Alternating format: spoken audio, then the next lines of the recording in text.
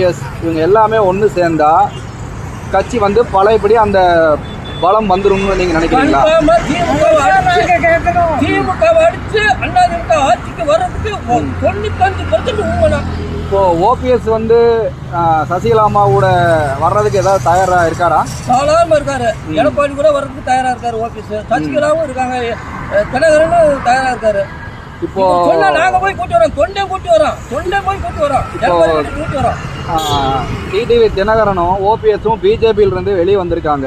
அதை பத்தி உங்களுடைய கருத்து என்ன? அவங்க வேண்டாம், ஏன்னா அவங்க பேசி நாளைக்கு முடிப்பாங்க, இன்னைக்கு முடிப்பாங்க, நாளைக்கு முடிப்பாங்க. தினகரன் எதிர்பார்த்தாரு. அவன் பிஜேபி நம்பினா பிஜேபியில இந்த அம்மா மோடியா ஏடியான்னு கேட்டு எங்க அம்மா. ஆனா இவங்க நம்பி போயிட்டாங்க.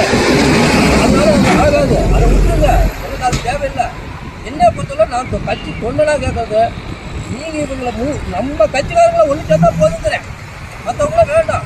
இப்போ எடப்பாடி பழனிசாமி ஐயா வந்து பிஜேபியோட போய் கூட்டணி வச்சிருக்காரு.